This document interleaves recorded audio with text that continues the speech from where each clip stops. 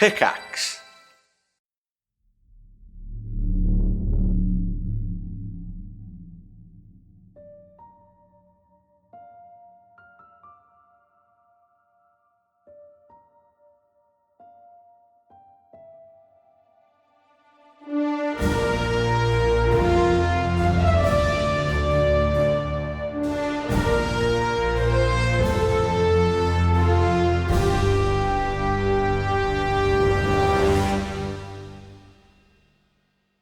We are closing in on 300 members of the cast and crew over at patreon.com/castparty, and we want to celebrate. When we hit 300 patrons, we are going to combat school. Yes, the cast and crew will be going out to New York City to have a private lesson with a stage combat coach. The entire thing is going to be filmed, and at the end, we are either going to recreate or choreograph our own scene, an entire epic fantasy battle for you all to witness firsthand, video and all, so you can enjoy our lovely faces. So what are you waiting for? Head on over and show your support. Patreon.com/castparty. It not only keeps this show going and allows us to continue bringing you the highest quality content that we possibly can, but it also gives you ad-free episodes, behind-the-scenes talk shows for every single episode of Cast Party, early access to the newest episodes of both Campaign 2 and Nocturne, access to our community Discord, exclusive monthly one-shots, and even one-shots run by the director himself. You can play alongside the cast and crew. Yes, you. All at patreon.com/castparty. We hope to see you there. And hey, maybe at 300 patrons, I'll also give out some merch. We'll see. I probably will.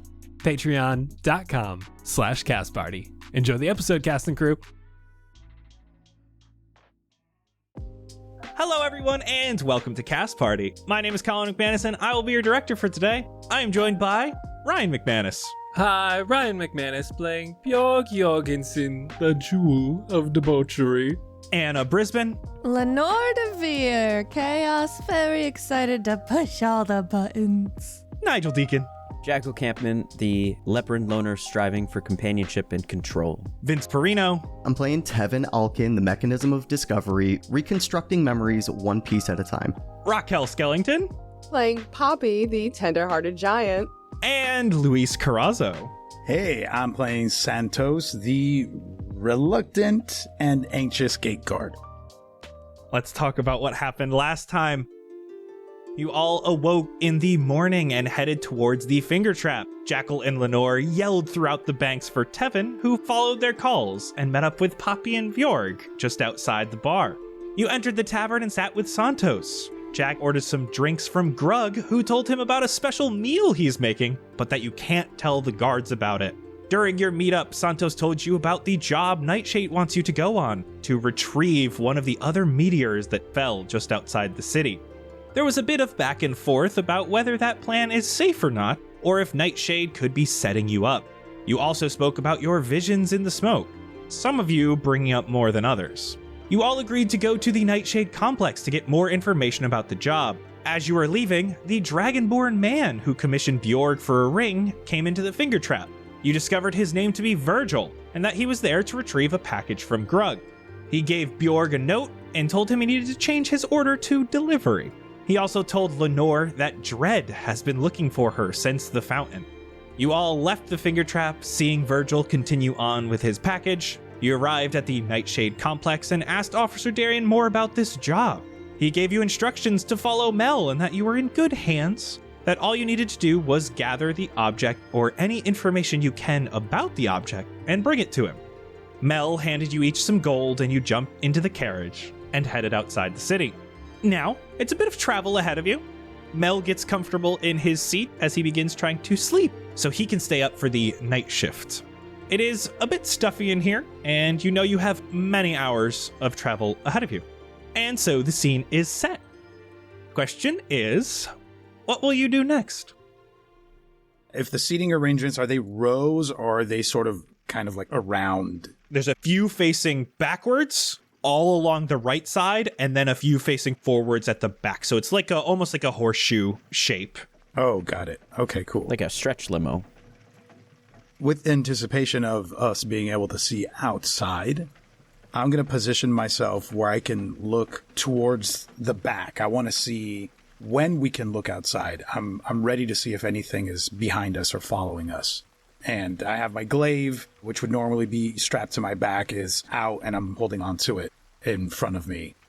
You could just see that there's a tenseness to the grip and a focus to Santos as he's ready to see what is revealed behind us when that opportunity arises. And he's silent. Santos, I think we're good. I hope so, but one can never be too careful with everything that's going on, right? I mean, it's not going to take you long to pick up your weapon if something does go wrong. She has a point. Noticing how tight he's been gripping the weapon for the first time, he forces his grip to relax, kind of leans it up against his leg. You're right. These are like excited nerves, right? Because you wanted to leave the city anyway. I did want to leave the city. Yeah, you're right, I did. Yeah, I should be excited. This is what I wanted. But why is it not feeling like I wanted it? Because instead you're being forced into it, instead of choosing it on your own free will. That'll do it. That will do it. You all volunteered. You had the choice. You weren't forced.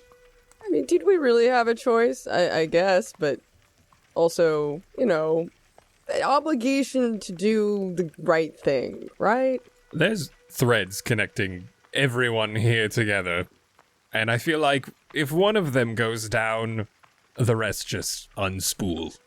So if you come out here alone and die, what if you're the piece of the puzzle that we need to cure whatever this is? And he raises his fist and shows you the S.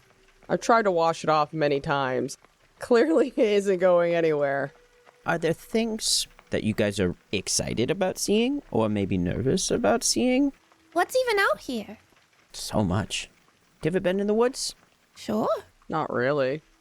I live on a farm, so I've seen nature, but I've never really been called to go out to the forest. I thought you lived in the city. Are there farms in the city? You're not talking about... Where do you live? Poppy shifts uncomfortably. Well, I live... Actually, I don't know if we're that close yet where I want to tell you where I live. If you live inside the city, I only know of one farm in there, so I think I have a pretty good idea. And what farm is that? The Wraithwood Farm. Okay, well, you did... Yes, actually, that is where I'm from. That sounded like a lie. It's one hell of a name. Instead of paying attention to what's going on to them, I'm actually staring at Bjorg. Studying Bjorg a little bit. He has just reached into his suit jacket pocket, and he has a paper that he's twiddling in his fingers that he just can't bring himself to open yet. Just, it's fine that you live where you live. I don't live in the most glamorous place, but it's still kind of, I don't know, concerning? Concerning? It's a farm. What do you Concerning that mean? she's from a farm? It's like the most haunted place ever. Oh, spooky carrots, spooky carrots. Are you kidding me? You believe in those kids' tales? It's not haunted. Well, yeah, when it's the parents telling me about how many of their kids have died in there, that's when I get kind of freaked out. There have been no children that have died on the farm. Actually, is that true? That you know of. Hey, as far as I've lived there, there's never been a child that's died on the farm. It just has an atmosphere that is perhaps unwelcoming at times, I will admit. Have you noticed anything? Any incidents, I guess? Any phenomenon? No, I wake up and tend the crops. You don't ever feel like something's watching you while you do that? No, I live on the farm with my... She stutters. I'm not alone there, so maybe people think that, because there's maybe another figure occasionally that there's a ghost, but he's a real person. He's just old. Hey, for all you know, maybe you're the ghost. If no one knows you live there and people see shadow people walking around, maybe it's you. Poppy looks down at her orange,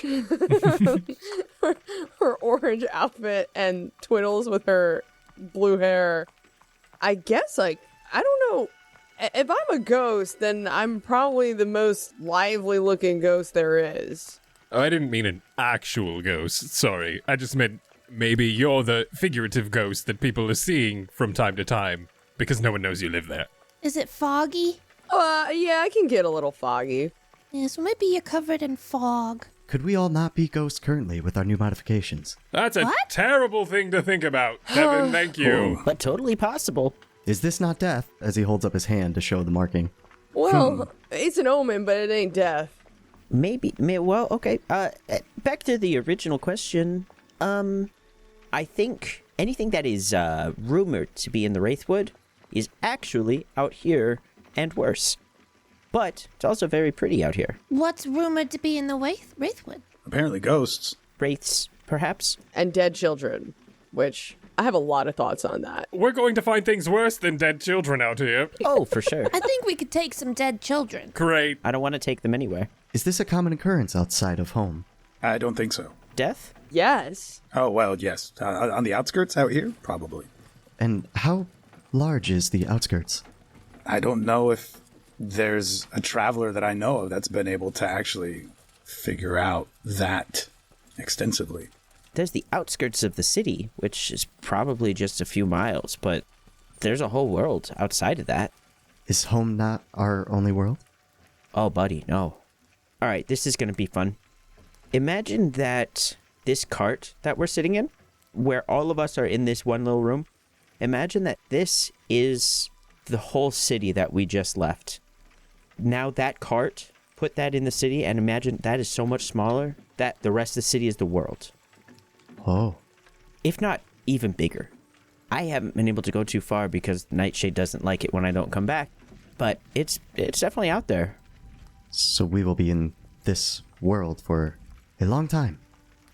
And hopefully not too long. The mission requires us to return, and it does seem to have some kind of urgency to it. But we weren't given like a deadline, right? As soon as possible. I have to be back for things. As he finally closes the note. What things? Wait, what's that? It's delivery instructions for a custom piece, that's all. But I need to get it there in 2 days now, I think. Was it for that Dragonborn guy? I saw you guys talking in the bar. Virgil, yes. First time customer, very interesting. That guy was so rude. Listen, if he didn't pay me up front, well, half, I probably wouldn't have accepted the piece, but it seemed odd, and he paid me a lot. So, He wouldn't even let me look under his sleeve why would you need to do that? to see if he's tattooed like the guy who was trying to drown me. Back to this again. Well, he mentioned him. He talked to me about him, so I think they're friends. What was the name he gave you? Dread? Ominous. What did he look like? And you see Santos is pulling out something to take notes on. I'm basically taking a report. He had an axe tattooed on his wrist. Like kind of forearm. Wrist/forearm, okay. And you can see that as Santos is writing this down, you see that tension that was once wrapping, his hands wrapped around the glaive, is now absolutely clenching the quill that he's using to take these notes. It's very rigid, and the parchment that he's writing it on has definitely got like some deep grooves in it where that is making contact with the parchment. You're gonna rip your parchment, buddy. Santos, does something burden you? Is it not something that we could help carry the weight of? He stops writing immediately. I turn to look at Tevin. I don't know. I think the burden is the mission right now, and I think that by agreeing to come along with me, you absolutely have alleviated some of that burden. So, thank you for that. I should have thanked you earlier. I'm not sure if I even did. No thanks is needed. As long as we continue, we will be good together. Lenore, I'm going to pass you the folded up note. Based on this, I'm going to assume they're friends. And he has said tattoo. And the note reads, as the tree falls, the black axe will go down in history. That's all it says? That's all it says. Why do you think they care about the bookstore? What does a bookstore have to do with any of this? I was just about to ask. The tree falls. That's the bookstore in the banks. Oh, thank God someone figured it out. I was racking my brain. I didn't understand in the slightest. Why would he give you a note that makes no sense to you? Are you supposed to pass it along to someone? No, these were my delivery instructions. And it's a riddle? Well, I think we figured it out. It's the bookstore. Wait a second. What does that note say again? As the tree falls, the black axe will go down in history. Do you mind if I take a look at this note? I hand it over. Just sort of looking, I want to look at the penmanship. He's aware of people noticing when he's kind of tense and is kind of now going back into sort of guard mode, detective mode, even though he was a detective for like a couple hours. But I just want to see if there's anything about the writing, if there's anything about how it was written that can give me a sense of the state of the person when they wrote it. I'm going to have you roll me either. Typically, when I ask someone to choose between two things, you'll get different information based on which one you choose to roll. Roll investigation or insight. I think based on what I am trying to ascertain, insight is more appropriate. Total of 19. Ooh, buddy. Nice. Hell yeah. Wow, nice. Here, you see that this writing is elegant. It is quick, but it is also not confident. It almost looks like this is someone who is newer to writing. Whoa. I'll hand this note back. Thank you. As if it's mine.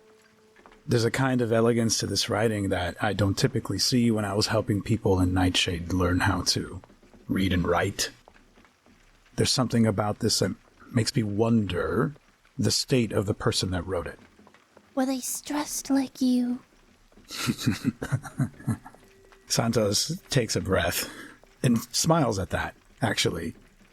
No, I don't think they were. There's a calmness to them that I envy a little, to be honest, but maybe because of my natural inclination right now, it seems, I question the source of that calmness. Almost too calm, to my liking. Maybe they meditate.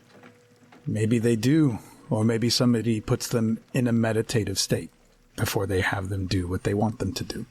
And you see in that moment, Santos, something flash in his eyes, and it's as if he checks out for a moment and then comes right back, and out of habit, his right hand reaches towards his right pant pocket. Poppy shift closer to slightly to Santos. Hey, you okay? I know that feeling. I know you have to have gone through some stuff to feel that.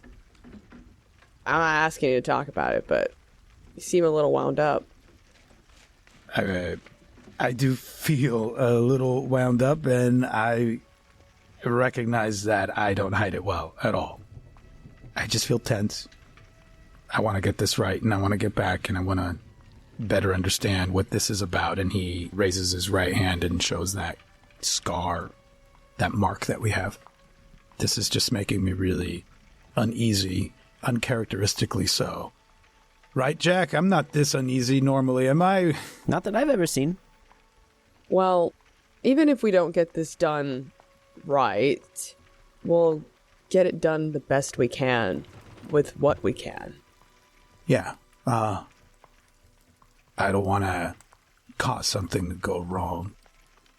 Well, any of us could cause something to go wrong. Accidents happen. Poppy sighs and runs a hand through the front of her hair. There's no point in thinking about what may come. All we can do is think about what is. So wise. You're the wisest person I've ever met. Poppy actually blushes a little bit at that. Thanks. I'm not really used to people saying that. How do you do that? Be wise? Well, how do you do the thing that is regarded as wise? How do you keep your head from jumping to what might happen? She sits back a little. There was a point in my life where I felt very similar. I don't know. There comes a time when you realize that you have to release your fear or release your want of control. Her eyes quickly dodge the ground. It's not about thinking even one step ahead. It's about being present now. I mean, if danger comes, it's not what you could do or could have done, it's what you must do and can do. The happiest I've ever been in my life is when I had full control of the situations I was in. When I was prepared, when I was ready. The times that I got snuck up on, I didn't die because I prepared with traps and I had my weapons ready. The times where people tried to steal from me at home, I was prepared with a contingency plan. I knew how to get out faster than they knew how to get in. It's just, I don't think that you're wrong, but I don't think that you're exclusively right.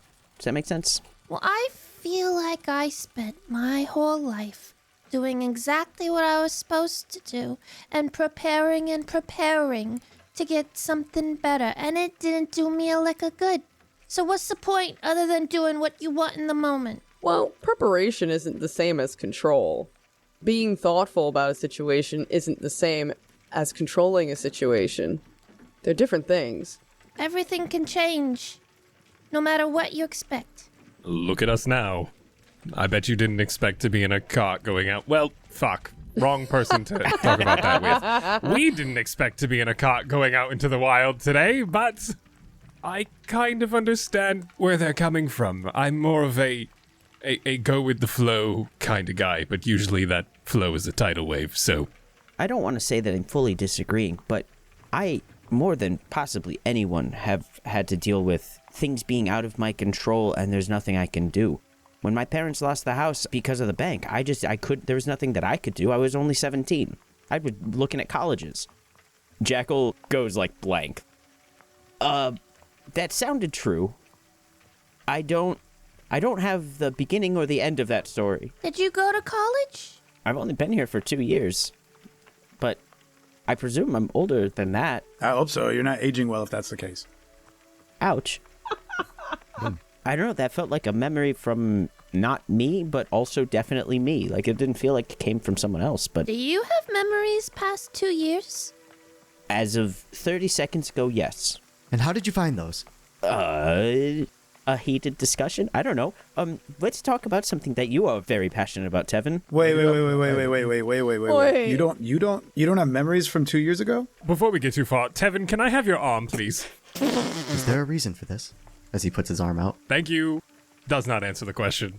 Just brings out a screwdriver. And I'm gonna get up and move closer to Jack. You don't have memories from 2 years ago?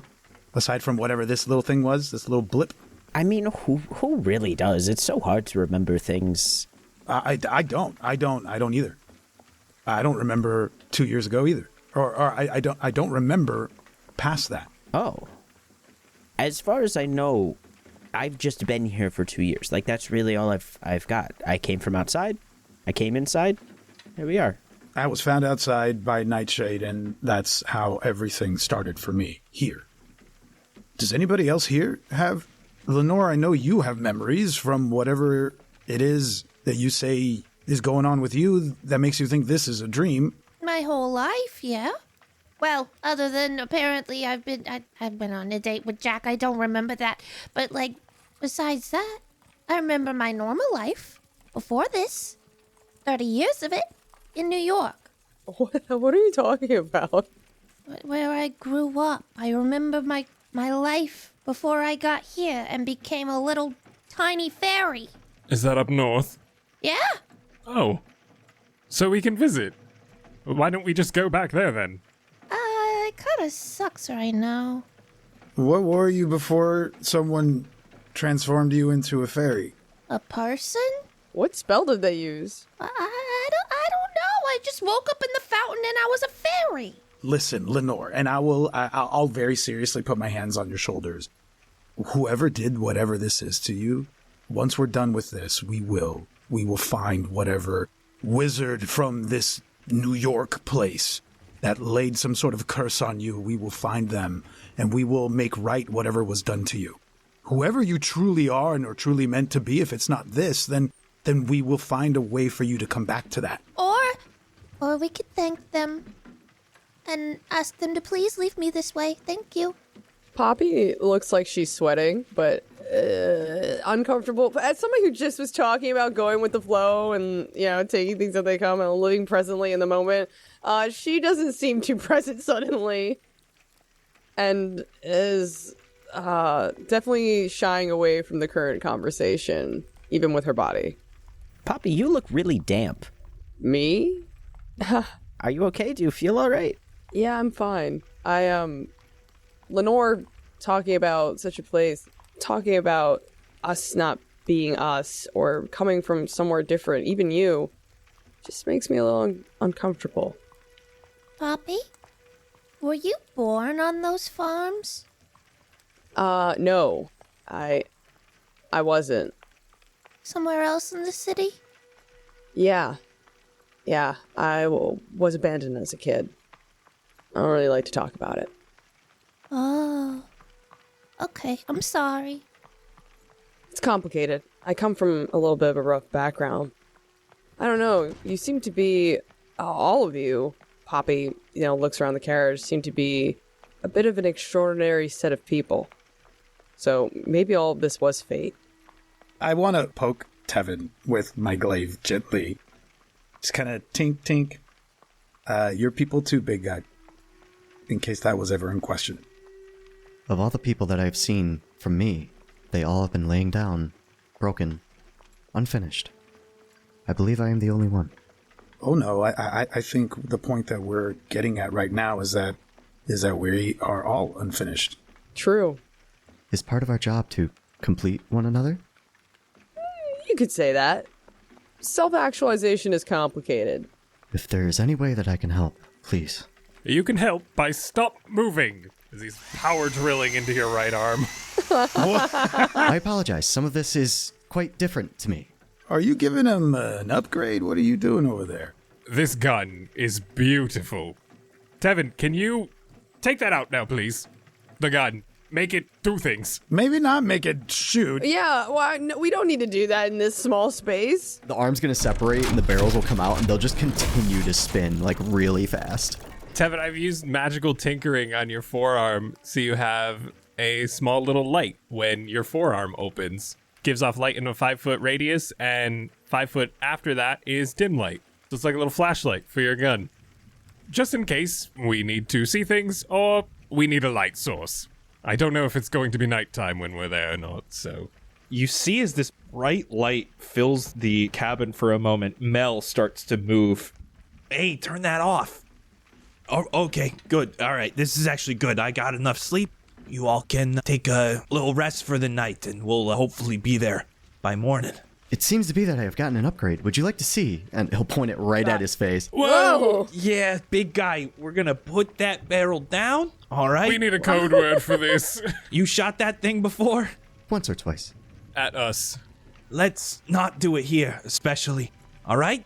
Put that away, make it nice and dark so everybody can sleep, okay? As you wish. And the barrels and light will go back into the forearm. All right, okay, so... You see Mel gets up from his seat. He has to get up on one of the seats here, and he opens up the window. You finally get a little bit of fresh air, and you see he sticks his head out front, looks forward, looks back, and then looks up. Yeah, it's dark enough. Bedtime. If you guys need anything, I'll be awake, Let me know. Closes the window. Thank you, Mel. Based on personal experience, I recommend getting as much sleep as you can, because you don't want to sleep out there if you can help it. Okay. Just kind of lean back, prop myself up a little bit with my glaive, kind of lean on it, try to get some shut-eye. You can see Bjork rips off his bowler hat. The horns go through the hat, and he takes it and he rips it forward and sets it in his lap and then just leans his head back and tries to fall asleep. Jack rotates in his seat a little bit, leans against Santos's shoulder so that the back of his head is against Santos's shoulder, so it's just this domino effect of leaning against the glaive. He's out almost instantly. Noticing everybody starting to fall asleep and getting in more comfortable positions, I'll go to the middle of the floor and get down on my knees and then kind of sit back on my butt, go into sentry mode. You'll see the eye kind of go a little bit more dim, but my head is just going to continue to look around a little bit. Poppy doesn't really sleep. Poppy leans back, puts her hands together, like fist to fist, starts to meditate. Lenore lies down on the bench and just puts her head on Poppy's knee/thigh, and my wings curl up. They like curl, spiral down, little cinnamon rolls. I just pass out on your leg. Tevin, as you power down, you begin to see yourself looking back and forth. It's almost just like a security camera view, almost, where all you're doing is just watching. A moment shifts. As it moves from the left to the right, you see Santos, you see Jackal, you see Lenore, you see Poppy, you see Bjorg. And then as it starts to go back to the left, all of them are gone. You are alone in this carriage. As it continues to move along, you continue to hear the sound of the electricity above you. You also start to hear the sound of this fabric flapping outside one of the windows. Barrels come out of the forearm along with the light. And I'm going to use the tip of my barrels to try to like open up one of these windows. As you open it, you see outside a large clearing in this forest. In it is the same house that you saw in your last dream. This sound is that red, white, and blue flag flapping in the wind.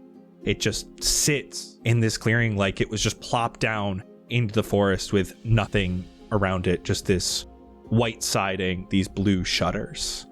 And the coach just continues to move by it. You see the house pass by as you continue down the road. Bjorg? Bjorg, is that you? Are you tinkering again? Little flying one. Lenore, please come out. Close the window. I'll bring the light forward more and turn around and try to illuminate the cart more. It's going to take a good look around the inside of the cart. The barrel and the light will slowly go back into the forearm. I will slowly go and take my original position. You sit back down into your sentry mode and you start looking again back and forth, and the cart is empty. I want to jump back to the cart. Poppy, you're the first one to awaken, we'll say, in the morning as your meditations stop. Mel is here, keeping an eye out. You can see he's sitting next to the closed window, listening towards the outside. Elves, I am so jealous of that. Don't get me wrong, I love being a dwarf, but if I could just not sleep, meditate, and focus on things, that's all I'd ever want. I'm a little big to be an elf, don't you think? I see the ears. Elves are the only ones who can do that. What else are you? You know, no one's really asked, but I'm half elf and I'm half Goliath. Ah, interesting. I'd like to think my family was adventurous. That's one way to put it, for sure. And hey, you're following in their footsteps in a different kind of way, going on this adventure. Yeah? Yeah, I suppose so. When I was younger, I got into all sorts of adventures, and then I feel like I woke up one day and things were different. Different doesn't always mean bad. I love going on these little treks, with Jack especially. Mostly boring, but it's good to get away from the city every once in a while. Yeah, I used to always want to get away from the city, but going away seems like it's more like trekking into the unknown. While I used to find that scary, I think now it's just something to be discovered. They're scary in the city, they're scary out the city, so it's just a different type of scary. Wherever people or beings are, it's always going to be a little scary. You can never account for person or creature behavior. Trust me. I know. Just take that and apply it to the resonance and you're all set. You know about as much as we do. I've never really had much experience with resonance, but from all the stories that I've heard, I mean, any force that can lead to such corruption is not something to take lightly. Exactly. You never know what the resonance is gonna do. It doesn't have a mind, it doesn't have reason behind it, it just does. You don't know what's gonna happen when it corrupts something.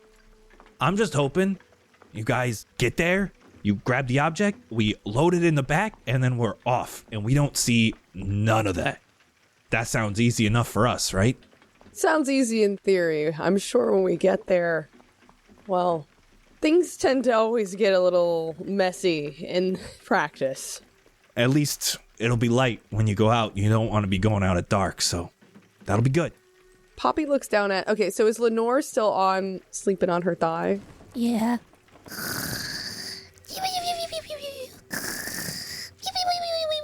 Poppy takes one finger and just like scritches the top of Lenore's little head on her thigh.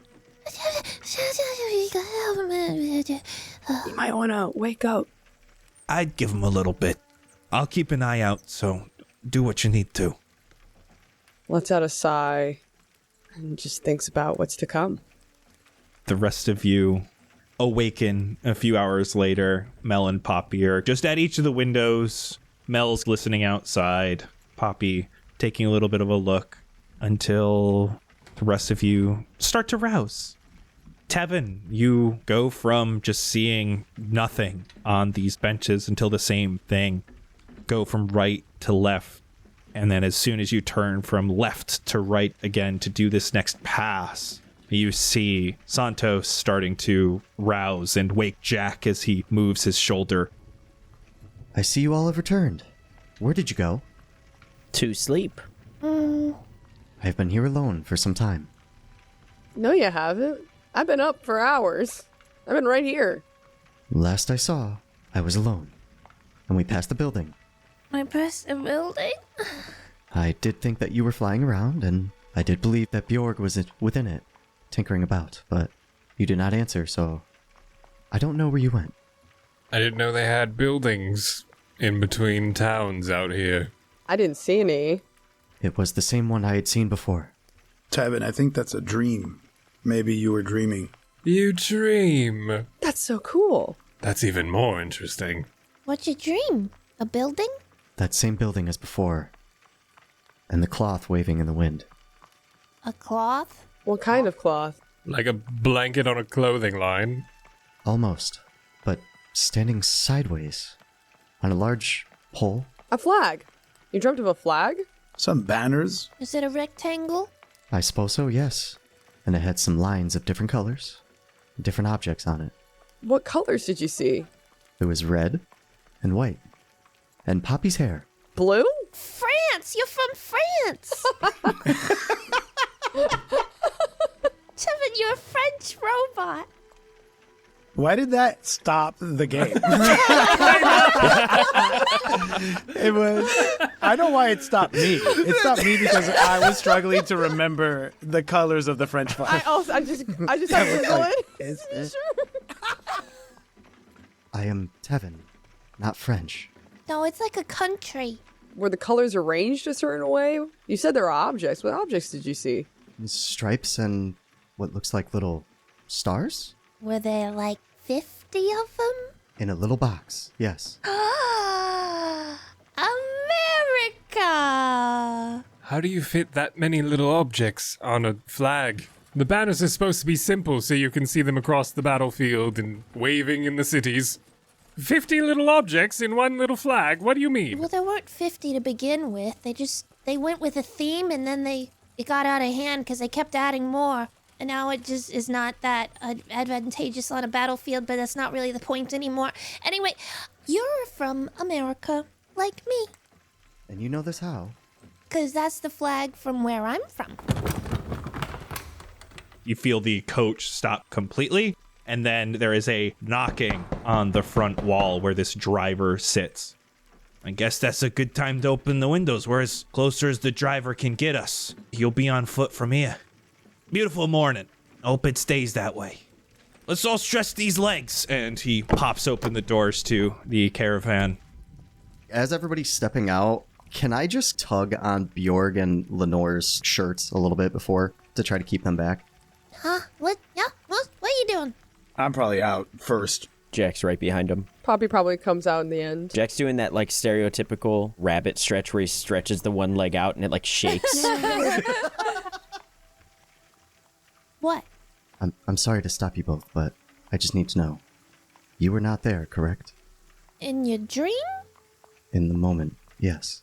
We were in the cart, but I don't remember a building. I'm so sorry, Tevin. Yeah, and I didn't have any dreams last night. I'm sorry to bring this up. I called for you both, and I heard nothing back.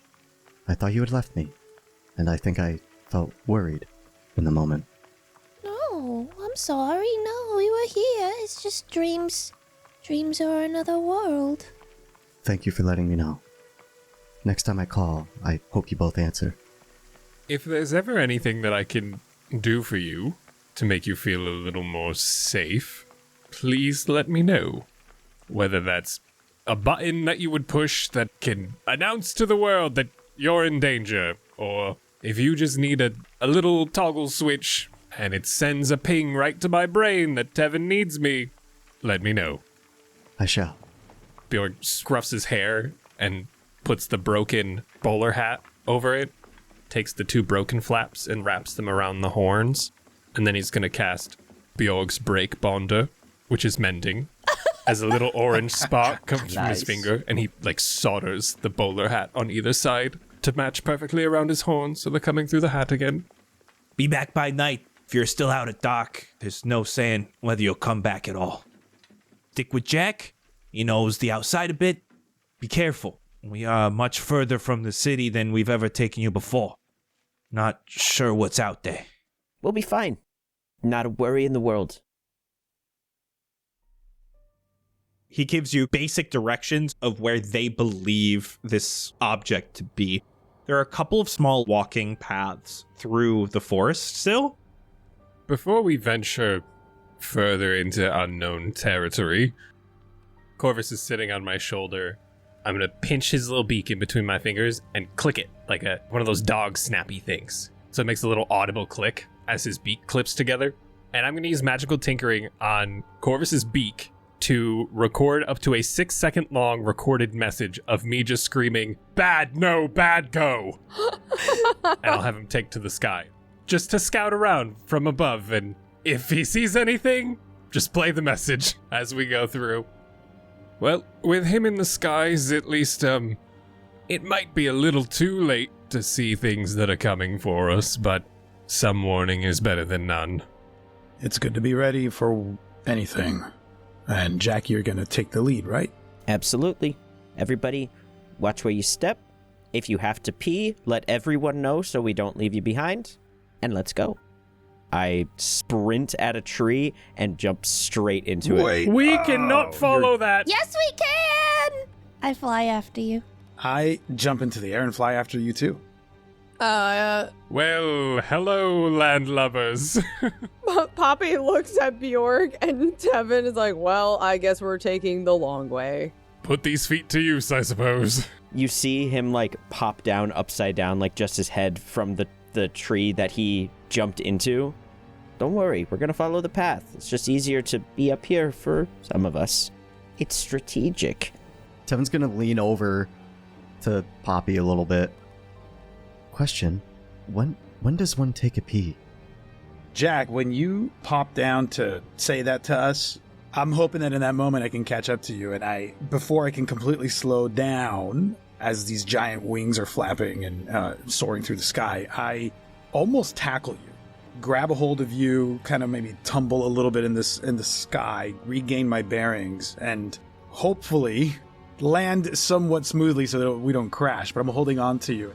I look right into your eyes and I say, "You gotta wait. I want to help you. If you're gonna take point, and you're gonna take off like that. Just give me a moment." And he takes a deep breath. "I just want a moment to help." And his eyes close. You see a glimpse of the night sky in your mind, whether your eyes are open or not, and you kind of see lines trace through those deities in the sky. The space where Ilos once was, in your mind, in a brief millisecond, just kind of sparks, lights up a little bit. In whatever next breath you take in, it's almost as if you absorb some of that in you. Your senses focus. Everything around you seems a little bit sharper as I cast guidance on you. Whoa. That's a handy trick you got there, Santos. Thank you. Sure, lead the way.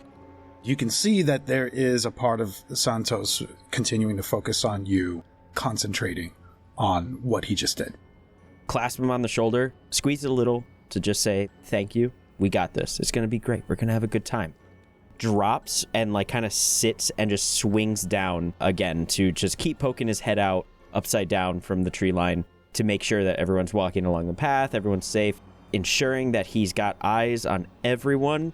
Mental check, swings back up and just starts hopping through the tree branches along the path towards where we were told to go. Staying ahead of everyone, but making enough noise for them to know where I'm going. As you start guiding them through the wilderness, I would love a survival roll. That's an extra D4 if you choose to use that right now. I'm gonna, because that's like the perfect amount for me to be uncomfortable with it. Great. 17. You are feeling no different than you normally do when you're outside. You are in your element. And you all are walking along the forest floor or flying or jumping through the trees in this direction that Mel gave you. As you guys walk, it is just beautiful out. Bright skies, a cloud here or there, but mostly open. You see above you the debris from the orbital has completely gone away in the sky. They are much harder to look at during the day because of the sun being so blinding, but you can see that only 5 of them remain in the sky. And there's not even a remnant of where Ilos's orbital used to be. But Jack, as you look up, you almost see that spark again that Santos projected into your mind as you were following this way. For the most part, though, it's wonderful being outside the walls. There isn't much quiet and peace like this in Twin Rivers. And this travel takes a little bit of time. It's really not too long. Jack, ahead, you start to see a large clearing where there are no plants and trees. In the clearing, you see a building. And just at this time, Bjorg, Corvus comes down to your shoulder, but does not play your alarm. Jack, as you come to the edge of this clearing, as close as you're willing to get, you look at this building, and it looks like an old farmhouse. It's 2 stories tall. Looks like there's a barn far in the distance out back, and it looks like fields of crops out closer to the barn. But it's hard to see much detail about those from here. This site is pretty odd to you, Jack. All of you know that most settlements in Ikaria need some sort of defenses against the residents. This looks almost like an idyllic farmhouse. A few trees dot the open fields to give some shade. It's bright and sunny, and the green grass really catches your eye. And just out front, you see a small fenced-in area where some livestock would likely live, but you don't see any movement other than the leaves on the trees blowing in the wind and the turn of the windmill attached to the barn. I will become visible to everyone, hold up a hand, and just quietly to each person and tell them to pass it along. Stay alert. This is a little weird. Don't come across this much, at least not without protection, which kind of gives me a bad feeling. Either this place is full of things that doesn't need protection, or it's something worse than that. I don't know which way to go. So just be cautious, extra cautious. But looks like we might be here. I fly down to Poppy and I say, hold up, wait, we might be here. It looks like place it could be, with protection and stuff. Pass it on. Poppy leans towards Tevin and puts her hand on his shoulder. You know, we want to make sure that we're cautious going up ahead. Keep an eye out. And she casts guidance. He'll slowly turn his head towards her. When she says keep an eye out, you just see the one eye turn off and back on. You got it, buddy. I will also specifically find Santos. Take point. I'm going to go up front. Just watch my back from a distance. I draw my glaive. My wings are out. And I'm flying 10 feet up. And just give you a nod. Hopefully Bjork also heard the message. I didn't give him give them a chance to. Oh yeah, it's Bjork's very... not paying attention. He's just scritching Corvus. You did so good up there. I'm so proud of you. If anyone's paying attention, you'll see Jack drop from the tree into a bush. It looks faster than a sack of potatoes because it's an intentional drop. I'd like to stealthily, but real fast, sprint at the house, the building. You're just going straight for the front door? Yeah, I'm not gonna go in, but I'm gonna go to the building so that I'm able to hide against the wall if I need to. What is your speed? And would you please roll me stealth? My speed is 30 feet, but stealth is a 19. You push yourself off the branch of this tree to fall to the ground into a bush quietly, and you're on all fours. You take off. It's like a dog who sees a ball get whipped across a big field, except you are nearly silent. Right next to you is a large doorway. It looks like the main entryway. And just to the left of you is a small area where livestock would be held. You do not hear any noise coming from inside the building. Then I will look back over towards Santos, who I imagine is watching me pretty closely. Thumbs up and kind of motion for him to come forward. And then I'll try and find the eyes of someone else to make sure they see it too, so that I'm telling everyone to approach. Poppy catches it.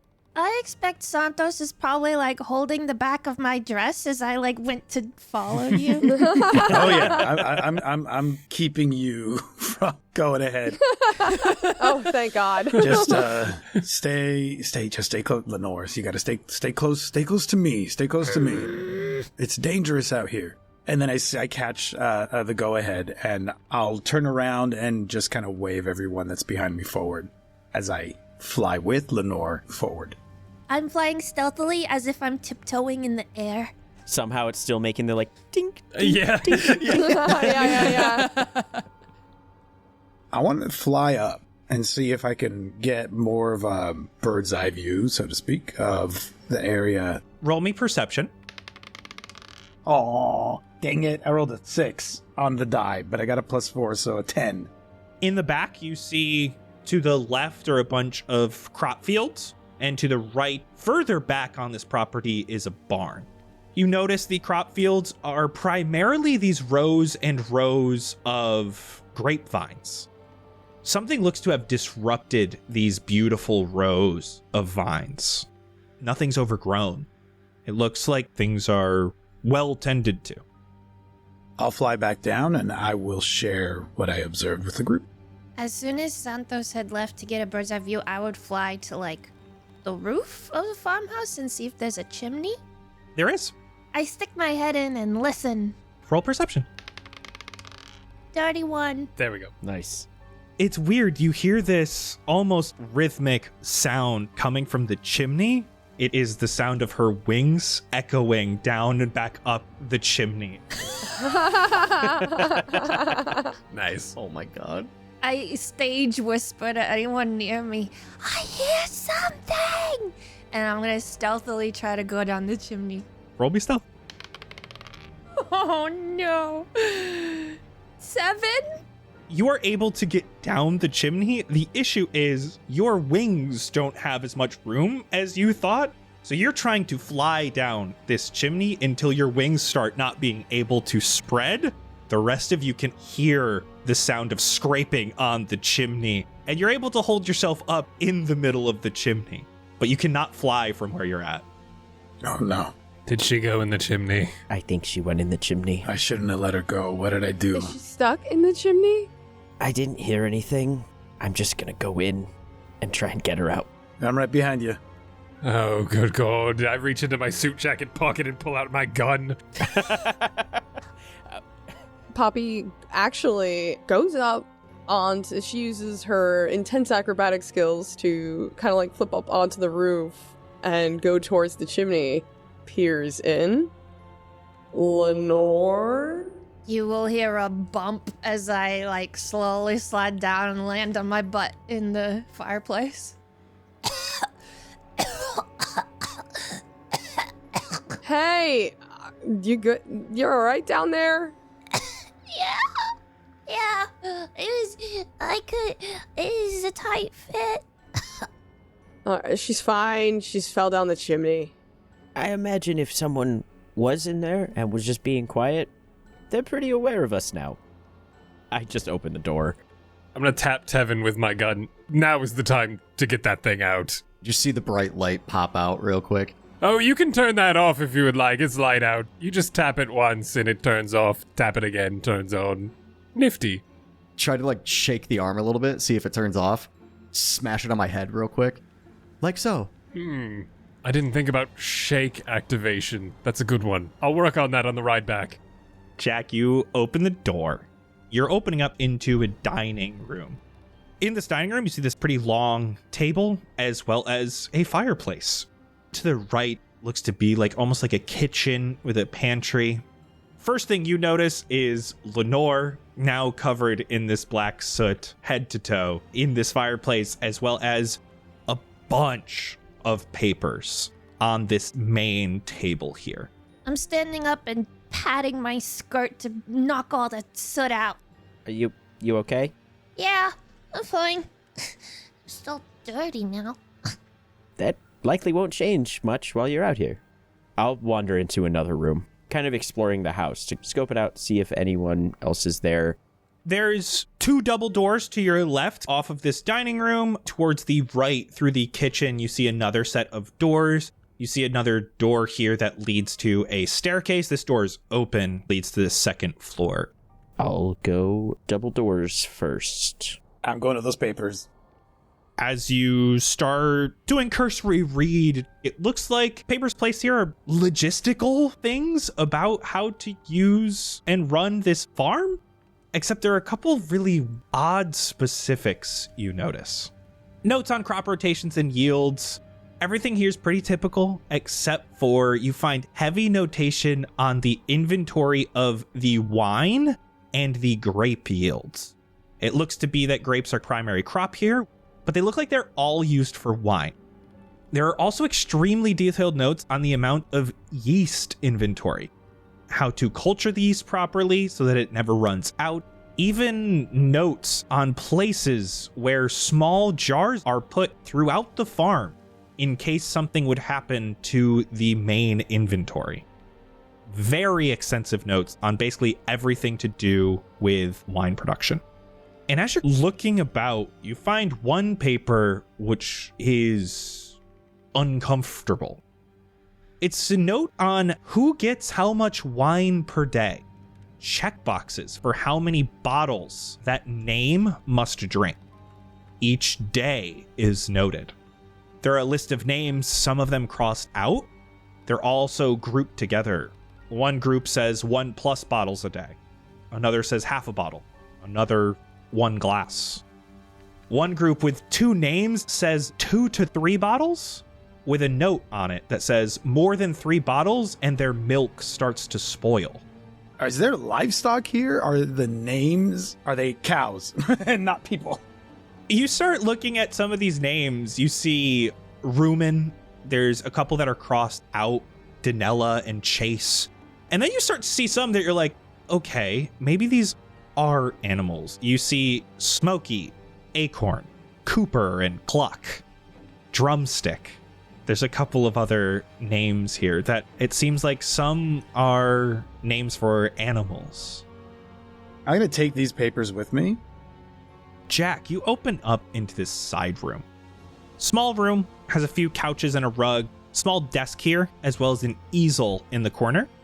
There are a bunch of empty canvases piled up on this desk, and there's many small paintings that dot the walls. Some of farm animals, other of nature scenes. You even recognize a particularly shaped tree from the front yard. It looks like someone went outside and painted that tree.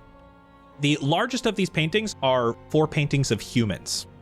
A woman, a man, a teenage daughter, and a son around the same age. Each of these paintings looks to be created in the same way. Similar color palette, similar style. But there were additions added to each, made in black and red by someone or something else. The daughter's portrait is of her in a rocking chair holding a chicken.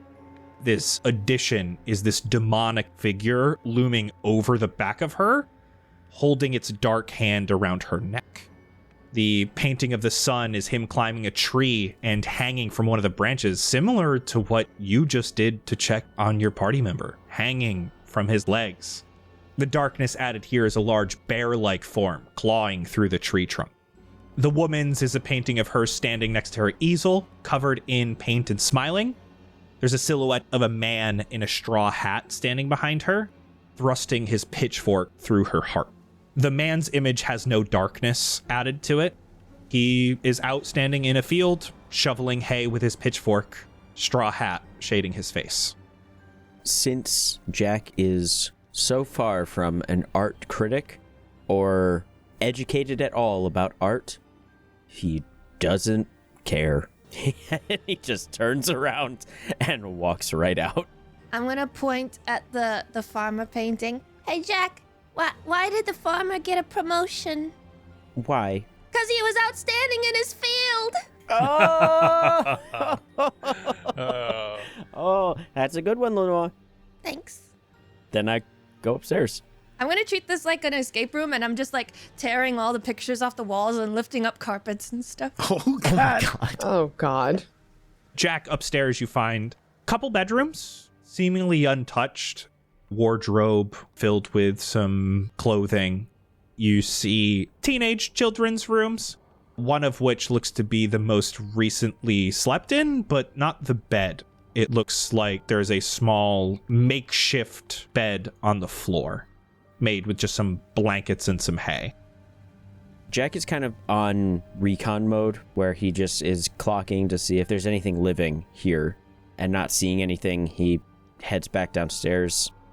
I think this house is clear, and I don't think we're gonna find what we're looking for here. You guys are welcome to keep looking around, but I think I'm set with this place. I'm ruffling through these pages, and I'll look to Bjorg. You seem to have an appreciation for some of the finer things. Keep a lookout for any wine. Now we're talking. Don't drink it. Oh. I'm not sure if it is typical wine, but if you see any, we should take a look at it. Like poisoned or tampered with? I'll walk over to you, and I'll point out on the papers the chart. And I'll kind of just run my hand across this document. I think, based on what this says, these are clearly winemakers, but this wine was being fed to their livestock in different amounts. And I think maybe, somehow, it was infused with something that might have given it certain properties. I'm not entirely sure. I'll keep my eyes peeled. That's curious. It is curious that this entire place is out here and seemed to be a functioning place. They were making wine, growing grapes. So far from civilization. Without any kind of protection from the residents. Or is there something here protecting them from the residents? Or maybe the residents doesn't like wine. If they fed it to the livestock, then if whatever came along that was fueled by this resonance decided to feed on the livestock, maybe it tainted the meat or changed the blood or whatever the fuck they feed off of. That's the only thing that I can make out of this, potentially. I say let's go take a look outside. After you. Jack, as you are walking through, you did notice as you walked around the kitchen, most of the food here is still good. Nothing is necessarily stale. You also did notice a back door heading towards the back of the property. I'm going to pocket a handful of fruits while holding a thefted apple, look at the rest of the crew and say, you need to survive out here, and you need food. And he puts it in his pocket and walks out the back door. Poppy, you do hear the door to the back open, and you see Jack walk out of it. Poppy, as you look over at Jack, you're a little bit higher up. You see off to the right, just outside of this back door, 3 gravestones. I think at this point, she rolls down, comes off the roof towards the back door. She plops down next to Jack and is like, hey, I don't know what you saw in there, but there seems to be, I guess, Perhaps a family graveyard, and I point in the general direction.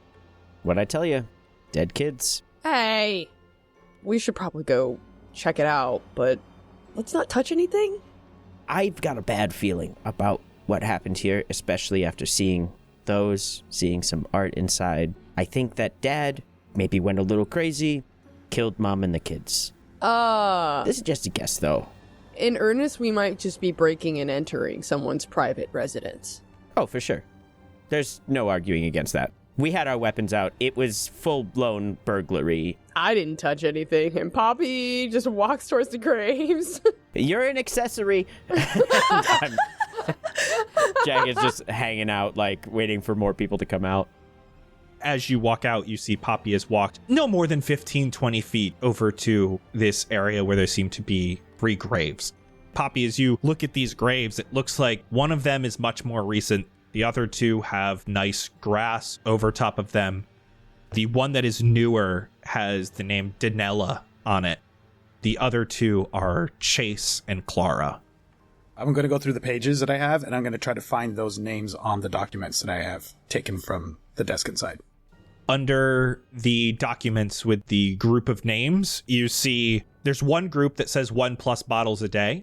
It has Rumen, and then it has Danella and Chase, and both of those are crossed out. And these are the names on the graves? The 2 names that are crossed out are 2 of the names on the graves, but Clara you don't see on this paper. I'll share that with the group. Oh. Wait, +1 bottle per day? Right. But lots of different names here show that they were given different amounts per day. Huh. Can we see how big the graves are? Full adult-sized human. Here's the thing. There's something here that I know is piquing our interest. We can keep searching the farm, see if we find any creatures or any other graves, and I look down at those graves, or we dig these up and take a look at what they actually are. Ooh. Maybe that's the last resort. Didn't know you were such a rebel. This doesn't sound like something a goody two-shoes god would do. Would that be the best procedure to go by?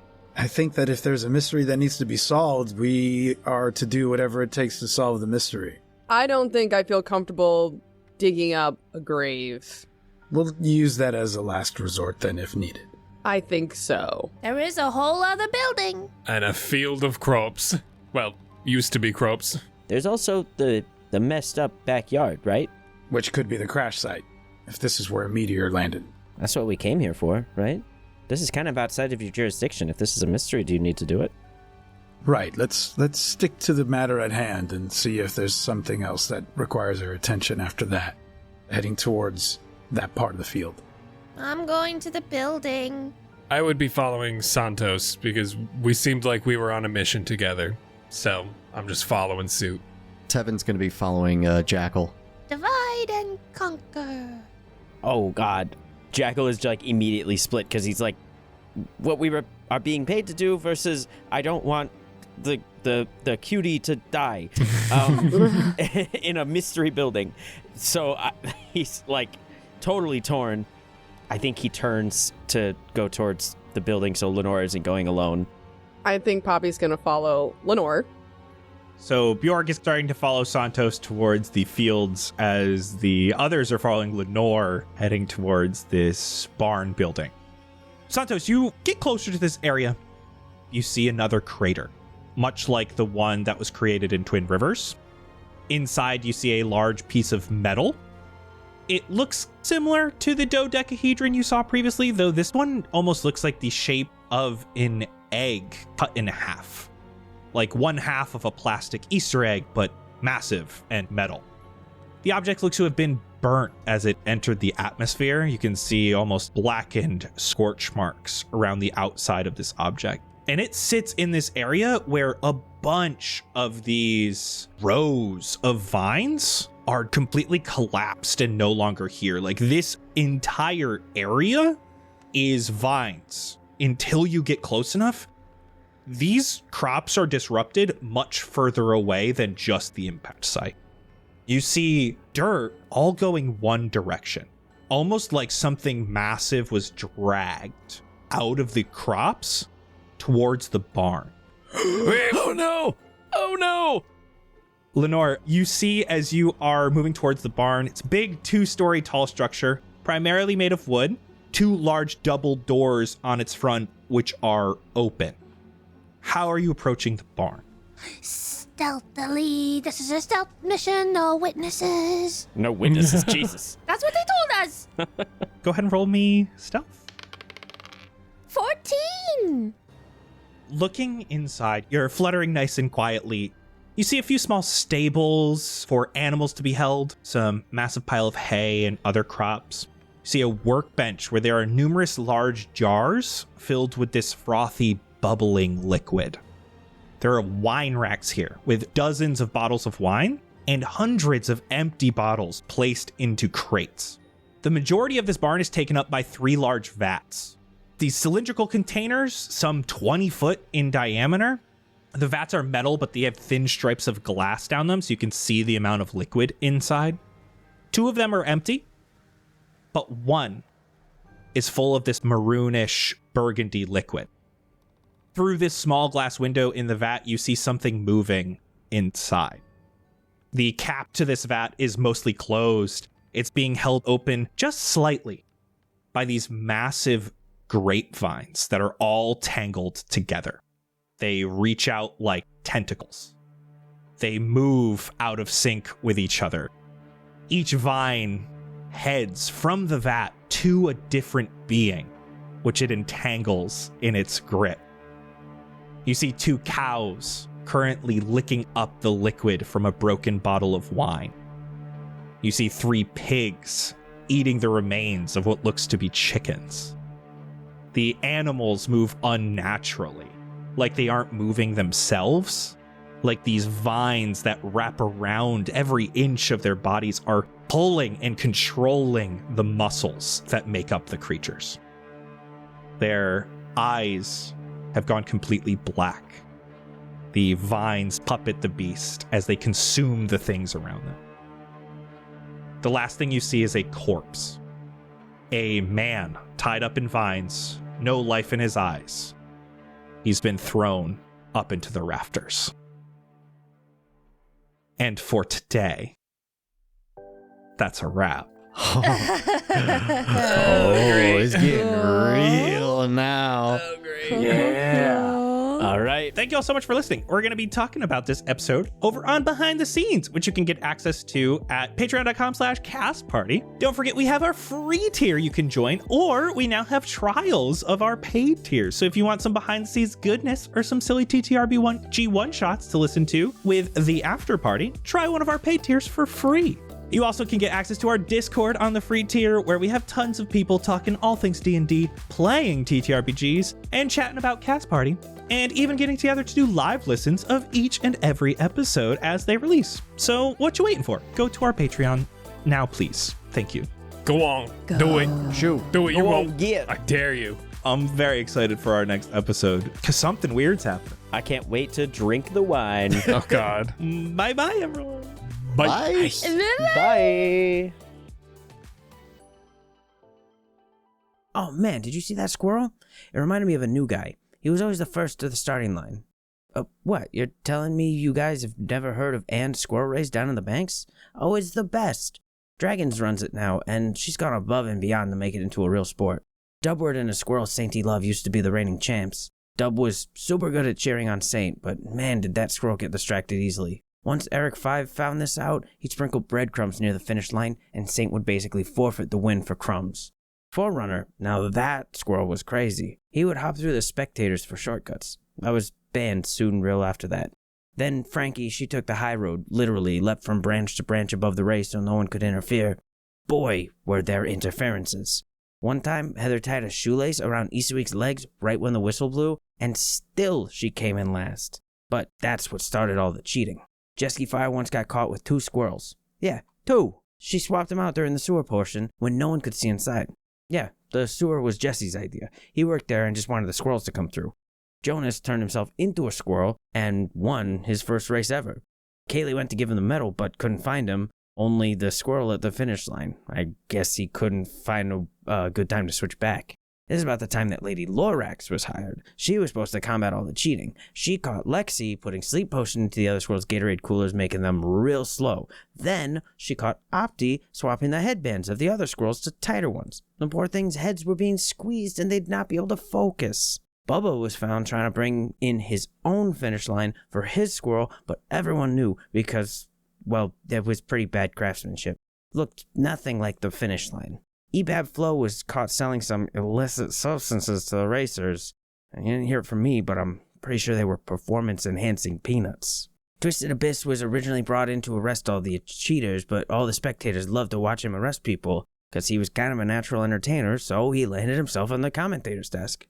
Now we leave the arresting to Slimy. Slimy likes to do things in secret. Sometimes a competitor is accused of cheating and then we just don't see the competitor again, and Slimy's kind of in the wind. It's actually kind of scary now that I think about it, but hey, there's been way less cheating, so I'm thinking this year's race is going to be great.